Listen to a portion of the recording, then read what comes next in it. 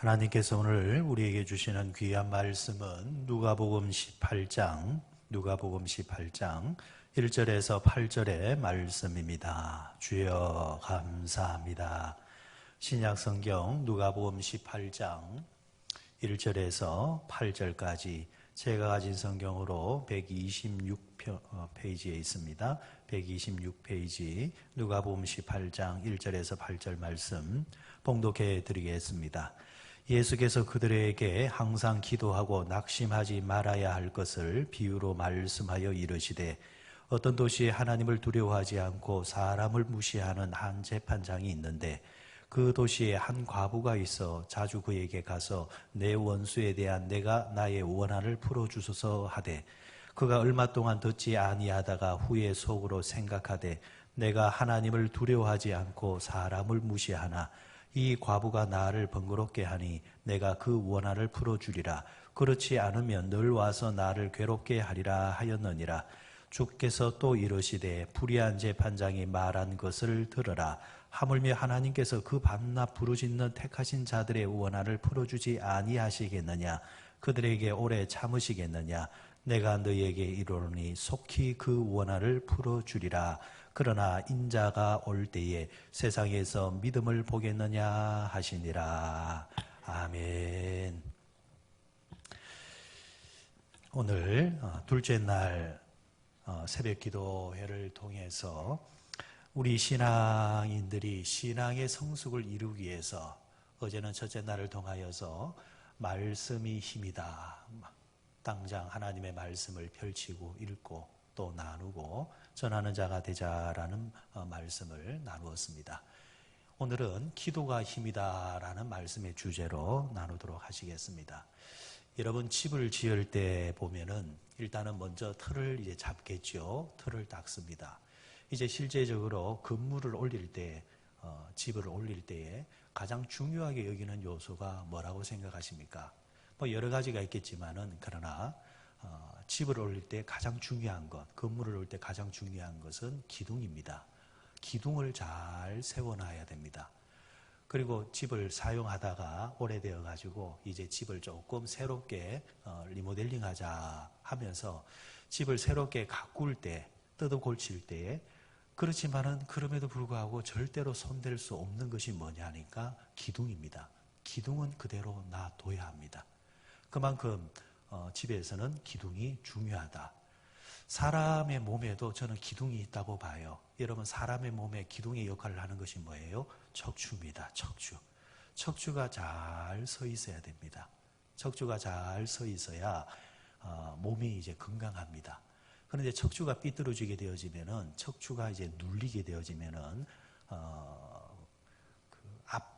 몸이 아프기 시작합니다. 두통이 온다든지 아니면은 심지어는 마비가 온다든지 척추가 참 중요합니다. 그런데 여러분 그 척추도 이제 중요하지만은 기둥도 중요하지만은 또 기둥을 잘 받쳐주는 옆에 뭔가가 또 중요하다 할 수 있겠습니다. 자, 예를 들면은 사람의 몸에 척추가 기둥이다. 그런데 기둥만 잘 서 있으면 되느냐? 아닙니다. 기둥을 떠받치고 있는 옆에 있는 근육이 잘 서 있어야 됩니다. 자, 그렇잖아요. 우리가 아침에 딱 일어나면은 뭐부터 합니까? 건강한 사람은 자동적으로 기지개를 합니다. 기지개를 딱 하면은 무슨 일이 벌어질까요? 우리 몸에서. 굽어있던 척추가 딱 이제 바로 서게 되어집니다. 그러니까 여러분들 스트레칭이 몸에 좋다라는 것이 그래서 그렇습니다. 여러분 하루에 기지개라든지 스트레칭을 자주 하면 참 좋습니다. 스트레칭을 딱 하면은 몸이 딱 펴집니다. 척추가 펴진단 말이에요. 그런데 펴는 척추가 그러면은 계속 그대로 펴져 있을까? 아닙니다. 우리 현대인들의 생활 습관을 보게 되어지면은 습관 자체가 이 척추가 굽어질 수밖에 없는 생활 패턴들이 너무 많습니다. 컴퓨터 앞에 오래 앉아 있거나 아니면은 뭐예요? 스마트폰을 계속 보다 보면은 거북이 목이 되어지고 척추가 휘어집니다. 근데 이 휘어진 것을 뭐예요? 스트레칭이나 아니면은 운동을 통해서 딱 편단 말이에요. 근데 펴놓으면은 계속 그대로 있으면 좋겠지만은 조금만 있으면 또 이제 그게 관성에 의해서 돌아간단 말이에요. 자, 돌아가지 못하도록 딱 잡아주는 게 뭐냐 하면은 척추 옆에 붙어 있는 근육입니다. 그래서 척추를 펴는 사람은 반드시 근육 운동도 동시에 해줘야 합니다. 근육을 딱 강하게 해놓으면은 그 근육이 이 뼈를 딱 지탱해 준단 말이에요. 연세가 들기 시작하면은 뼈도 약해지지만은 근육도 이제 힘이 없어지기 시작합니다. 근육이 힘이 없어지니까 뼈를 못 잡아주니까 조금만 잘못되어도 뼈가 부러진다든지 이런 현상이 이제 일어나는 겁니다. 자, 여러분 우리가 사람의 몸에서 척추가 가장 중요하다면은 신앙의 세계에서도 저는 척추의 역할이 일단 먼저 말씀이라 생각합니다. 말씀이 먼저 잘 서 있어야 됩니다. 말씀이 삐뚤어져 있으면 안 됩니다. 말씀이 왜곡되면 안 됩니다. 일단 말씀이 건강해야 돼요. 자, 말씀이 서 있으면 두 번째 뭐가 잘 서 있어야 되느냐? 그 말씀을 지탱해주는 근육 역할을 하는 기도가 잘 서 있어야 된다는 것입니다. 우리가 말씀 생활을 말씀을 듣고 말씀대로 이제 살려고 하다 보면은 세상이라는 곳에서 우리가 저항을 만날 때가 있습니다.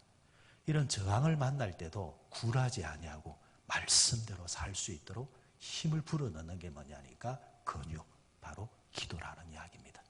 그런 면에서 여러분 오늘 말씀의 주제는 기도가 힘이다라는 말씀으로 여러분과 함께 나누도록 하시겠습니다. 오늘 본문에 보면은 불의한 제사장과 과부의 이야기가 나옵니다.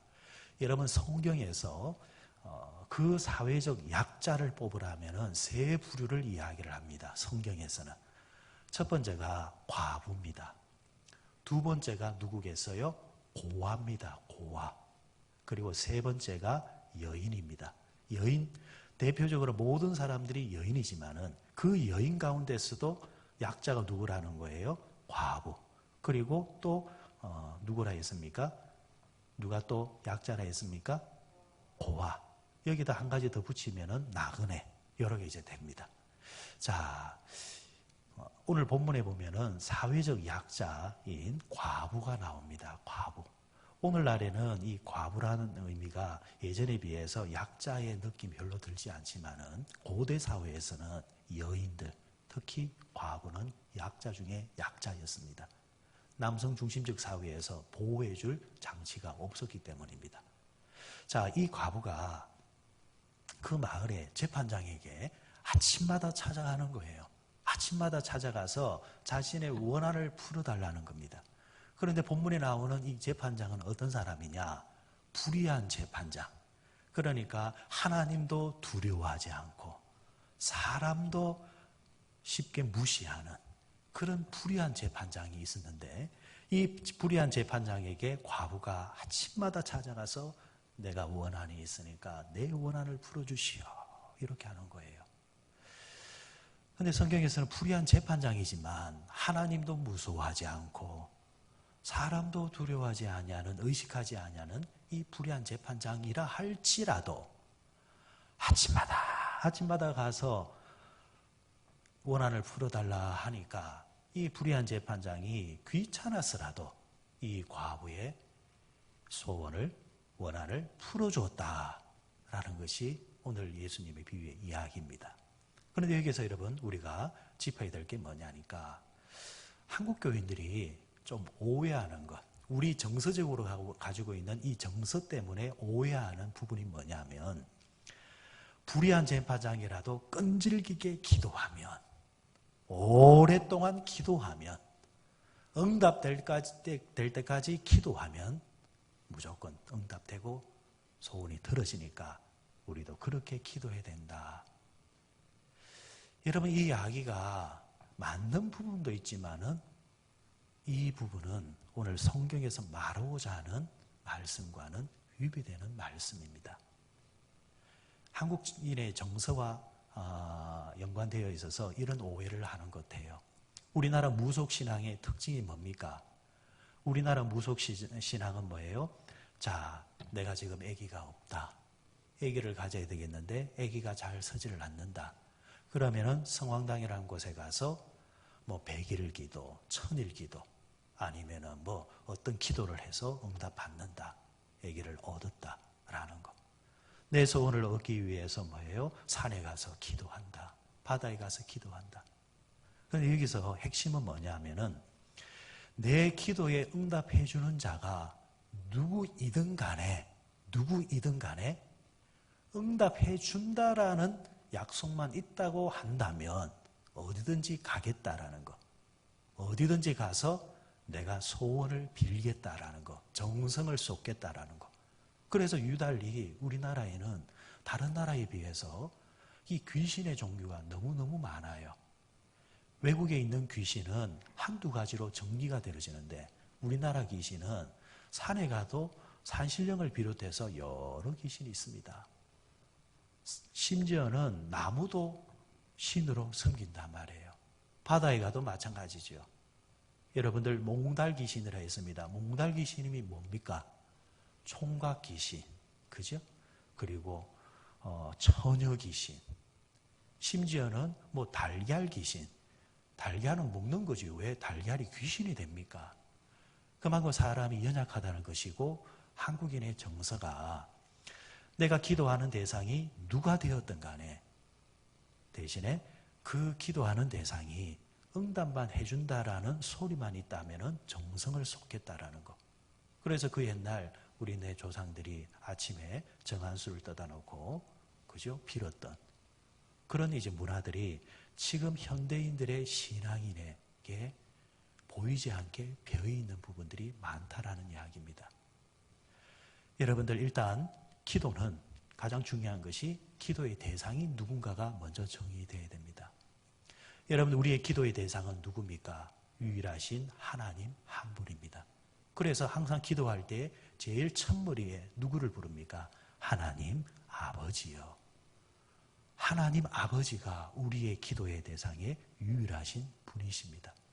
자, 그러면 우리가 믿는 우리의 기도의 대상이 하나님 아버지라고 한다면 그 아버지는 인격이 계신 분이에요? 아니 계신 분이에요?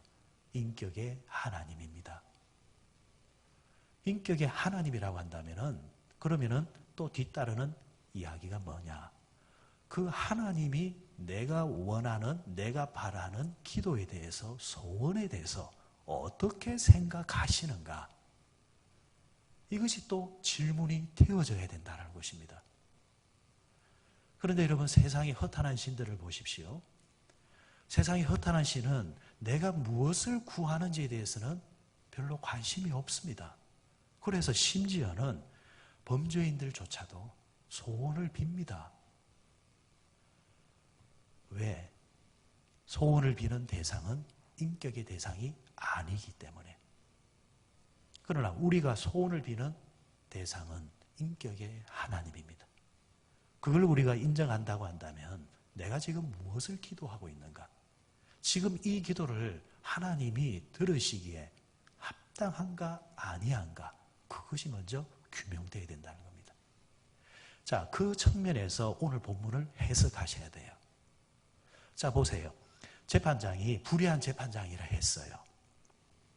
과부가 와서 아침마다 자기의 원한을 이야기합니다. 여기에서 주목하실 것은 과부가 와서 재판장에게 뭘 풀어달라 했습니까? 원한을 풀어달라 했죠. 원한. 자, 그러면 원한이라는 것은 원한이라는 말이 성립될 때는 반드시 전제될 것이 하나가 있습니다. 그게 뭐예요? 말하는 그것이, 그 원한이라는 것이 정당한가 정당하지 아니한가가 먼저 규명이 돼야 그게 원한이 될 수 있고 원한이 되지 아니할 수도 있습니다. 보통 여러분들 원한이라는 것은 약자가 가져요? 강자가 가집니까? 약자죠. 약자. 그런데 강자가 자기가 가진 권리와 자기가 가진 위치를 가지고 약자에게 함부로 대하고 그리고 착취할 때에 약자가 뭘 가지는 거예요? 원한을 가지는 거예요. 보통 강자는 원한이 별로 없어요. 항상 그 사회에서 약자들이 원한을 가지게 되어 있습니다. 오늘 본문은 여기서 시작하는 거예요. 이 여인이 원한을 가졌다는 말은 뭐예요? 공정치 못하는 일에 대해서 지금 이 여인이 손해를 봤다라는 거예요. 그런데 그 손해가 이 여인에게는 너무 크기 때문에 이걸 어디 가서 하소연해도 해결해 줄 데가 없으니까 재판장인 당신이 내 이야기를 잘 들어보시고 내 말이 맞다고 한다면 내 원한을 꼭 풀어주시오. 그런데 이 재판장이 어떤 재판장이라 했어요? 불의한 재판장이라 했어요. 근데 평상시 같으면은 그런 이야기도 잘 귀담아 듣지 아니할 건데 워낙 이 여인이 매일 아침마다 와서 하니까 이거 안 들어줬다가는 괜히 불의한 재판장이 자기도 뭔가 좀 이상해질 것 같으니까 그 여인의 이야기를 들어줬다라는 거. 그럼 이 이야기는 어떻게 정리가 되느냐 하니까 불의한 재판장이 이 여인이 끈질기게 와서 말했기 때문에 들어준 거예요? 아니면은 이 여인이 말하는 원한이 공평하기 때문에, 아니 그 정의로운 것이기 때문에 이 여인이 말하는 원한이 합당한 것이기 때문에 이 재판장이 들어준 겁니까? 여러분 매일 와서 해버렸다고 하면 다시 원점으로 돌아가는 거예요. 매일 와서 보다도 앞에 뭐가 전제되어야 된다고요? 이 여인의 원한이 합당하냐 합당하지 않느냐. 불의한 재판장이 들어보야도 이 여인의 말이 맞다라는 거예요. 이 여인의 말이 맞기 때문에 뒤에 뭐가 붙을 때, 끈질기게 붙을 때 이게 응답으로 이어지는 거.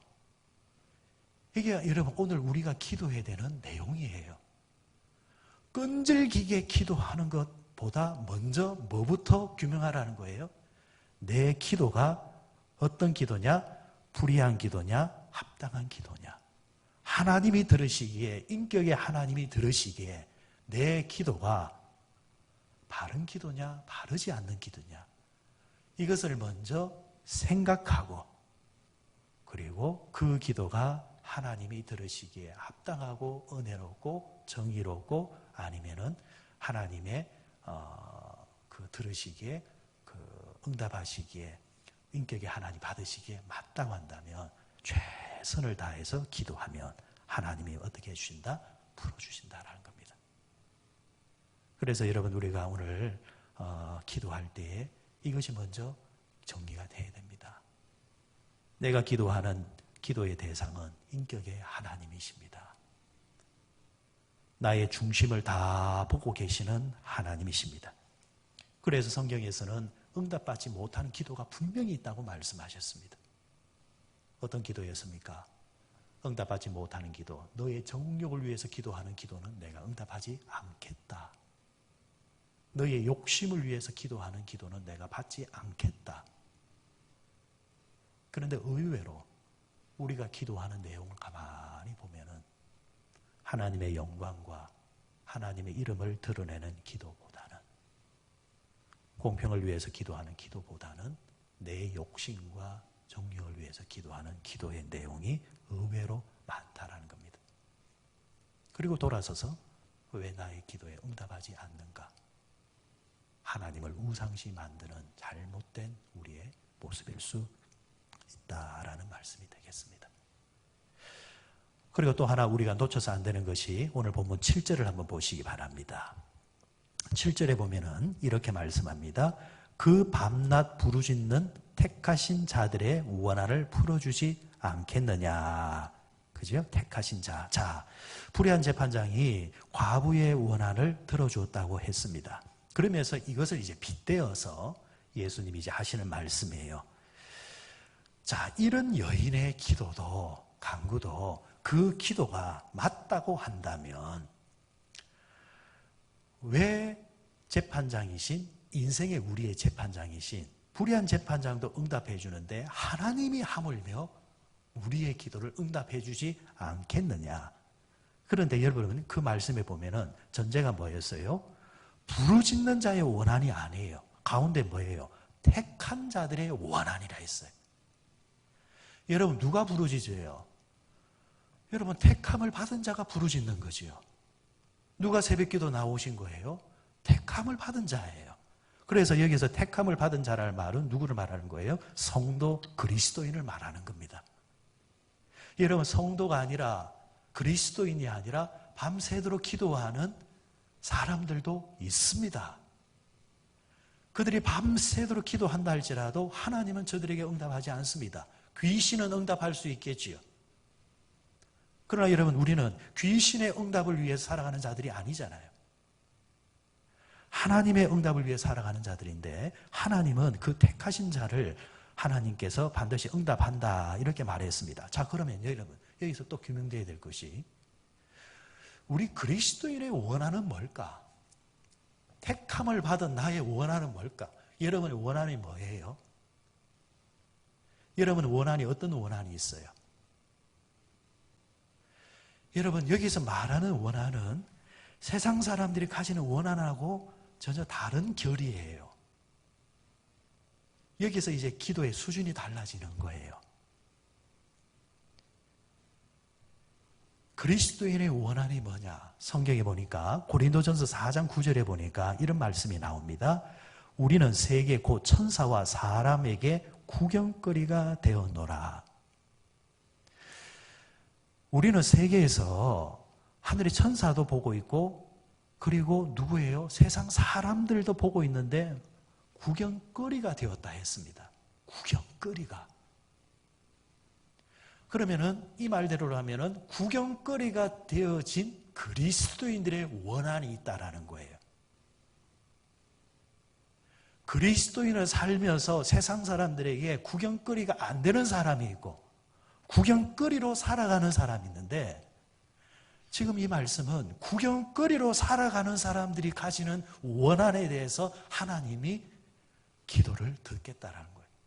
그러면 나는 지금 세상 가운데서 구경거리가 있느냐 없느냐?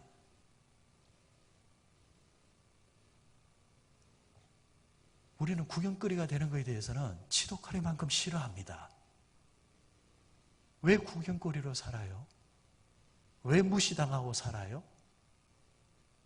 그런데 이 말씀대로라면은, 그리스도인이라면은, 참 그리스도인이라면 구경거리로 살 수밖에 없는 요소가 우리에게 있을 수밖에 없다라는 거예요. 다르게 말하면은, 이것이 없다고 한다면은 그리스도인이라는 사람이 비겁하다라는 거예요. 교회 안에서는 신앙인으로 살다가 교회 밖에 나가면은 적당하게 타협해서 세상 사람들에게 눈밖에 나지 아니하고 적당하게 절충해서 사는데 익숙해 있기 때문에 세상 사람들이 손가락질을 하지 않습니다. 여러분, 세상을 한번 보세요. 저들과 비슷하게 살아주면 저들은 불편해하지 않습니다. 그러나 그리스도인들이 신앙대로 믿음으로 살면 저들은 반드시 신앙인을 공격합니다. 그런데 심지어 그리스도인들조차도 세상 사람들 보기에 그러면 안 돼. 이게 기준이 되어버렸다라는 거예요. 우리가 어찌 세상 사람들 보기에 눈치 보며 살아야 되는 자들입니까? 우리는 본래 하나님의 눈치를 보며 사는 사람들입니다. 하나님이 어떻게 생각하시는가? 그런데 지금 세상이 거꾸로 돌아가고 있어요. 성경은 분명히 사람에게 구경거리가 되었다 했습니다. 그래서 그것 때문에 그리스도인들이 바보라서 그렇게 하는 것이 아니라 손해보는 줄 알면서도 그 신앙 때문에 그렇게 살 때에 그 속에 가지게 되어지는 원한이 있다라는 거예요. 그 원한을 하나님이 어떻게 하신다? 풀어주겠다라는 거예요. 여러분들은 그 원한이 있는지요? 믿지 않은 가정에서 홀로 여러분 홀신앙으로 살아가다 보면 원한이 생길 수 있습니다. 내가 만난 하나님 때문에, 내가 만난 예수님 때문에 그 신앙 버리지 못해서 가정에서 믿지 않은 가족들에게 때로는 조롱을 받고 핍박을 받을 때에 내 속에 가지게 되어지는 원한이 있습니다. 우리가 세상에서, 직장에서, 현장에 살다 보면 참 믿음대로 살면요, 원한을 받을 수 있습니다. 원한을 네, 생겨날 수 있어요. 손해볼 일이 생깁니다. 바보라서 그렇게 못하는 것이 아니라 그리스도인이기 때문에 당해야 되는 것이 있다라는 거예요. 여러분들, 제가 존경하는 목사님 가운데서 박영선 목사님이라는 분이 계세요. 돌아가신 목사님이지만은 이분이 참 예전에 의미 있는 이런 이야기를 합니다. 현대교인의 교회의 문제는 교회가 하나님의 말씀을 지키다가 문 닫는 교회가 없는 것이 문제다라는 거예요. 이 말의 뜻을 아시겠습니까? 하나님의 말씀을 지키다가 문 닫는 교회가 없어요. 말씀을 안 지켰으라도 교회를 열려고 하는 교회가 있지. 하나님의 말씀을 지키다가 세상을 통해서 핍박을 받아서 문 닫는 교회가 더 이상 한국 교회에 없다라는 거예요. 이 말은 여러분, 나의 자신에게 적용하면 어떤 말이 됩니까? 하나님의 말씀을 지키다가 손해보는 교인이 없어졌다라는 거예요. 하나님의 말씀을 지키다가 핍박받는 그리스도인이 이제는 없다라는 거예요. 하나님의 말씀을 지키다가 순교하는 자가 더 이상 이 세상에는 없다라는 거예요. 우리가 가지는 원한의 색깔이 뭡니까? 하나님이 없는 내 개인적인 원한만 쌓아놓고 있는 거예요. 그걸 가지고 기도하는 거예요. 그런데 여러분, 성경에 오늘 나오는 이 과부의 이야기는 그 원한이 아닙니다. 우리 성도들의 원한은 근원적으로 그 원한이 아니에요. 성경은 한결같이 우리에게 말합니다. 복음과 함께 고난을 받으라. 나를 따라오려거든 너의 십자가를 지고 나를 따라오라.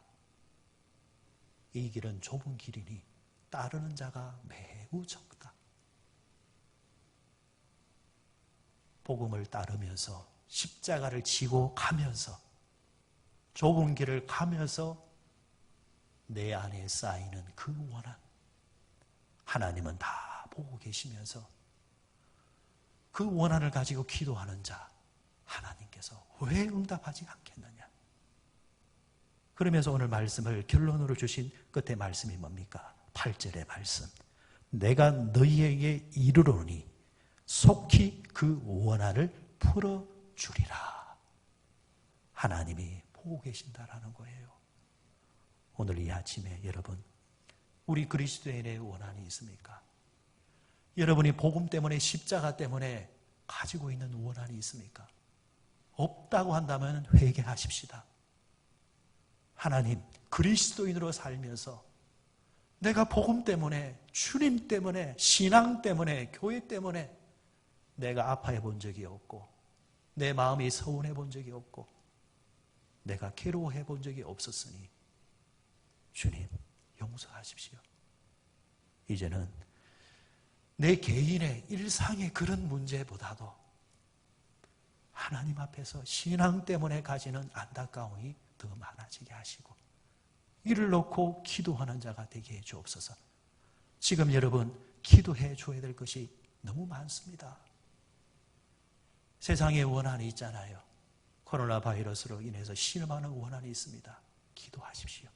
그리고 이것 때문에 교회가 가지는 원한이 있습니다. 한국 교회가 얼마나 지금 원한에 쌓여 있습니까? 이것 때문에 교회가 핍박을 받고 있습니다. 교회가 오해를 받고 있습니다. 여러분, 세상 사람들이 이야기하는 것을 똑같이 이야기하지 마십시오. 제발. 왜 우리가 세상 사람들의 말이 기준입니까? 하나님이 우리의 기준이에요. 대신에 여러분, 하나님, 이것 때문에 교회가 오해받지 않고 이것 때문에 교회가 모함받지 않도록 하나님, 한국교회의 원한을 풀어주세요. 기도하십시다. 그리고 여러분들이 일상생활 속에서 복음을 위해서 여러분의 가문에서 믿지 않은 가족 때문에 겪는 고초가 있다면 하나님 속히 이 원한을 풀어주시사 가정이 복음화되어지게 하시고 하나님 저들도 나와 함께 하나님을 보게 해 주옵소서. 기도하십시다. 그렇게 매일매일 끈질기게 기도하면 하나님께서 그 때가 되었을 때 속히 풀어주리라. 그 풀어주시는 은혜가 우리 모두에게 있으시기를 주의 이름으로 축원드립니다. 자비로우신 하나님 아버지 고맙고 감사합니다. 새벽을 통하여서 하나님께 기도하면서 하루를 시작합니다. 우리가 살다 보면은 우리가 가지는 여러 가지 원한이 있습니다. 하나님만이 풀어줄 수 있는 원한이 있습니다. 주님, 세상의 사람들은 이 원한을 풀고자 산으로 들로 바다로 누비면서 엎드려 비는 자들이지만 저희들은 이 원한을 풀어주실 분이 유일하신 하나님밖에 없다는 것을 알기에 오늘도 각자의 자리에서 이 성전에서 엎드려 하나님께 기도합니다. 주님, 우리의 원한을 풀어주시옵소서. 이 조국 땅의 원한을 풀어주시옵소서. 한국교회의 원한을 풀어주시옵소서. 하나님 복음을 위해서 신앙 때문에 겪는 여러 가지 원한들이 있습니다. 주님, 어떻게 보면 이것이 내가 예수를 믿고 하나님의 백성이라는 또 하나의 증거인 줄 아는데 그렇지만 이것 때문에 겪는 고초가 아플 때가 많사오니 저희들을 불쌍히 여겨주시고 특별히 오늘 이 새벽에 기도하는 우리 성도들의 마음의 원한이 주 안에서 풀려지게 하시고 그 마음의 소원이 이루어질 수 있도록 축복하여 주시옵소서. 예수님의 이름으로 간절히 기도드리옵나이다. 아멘.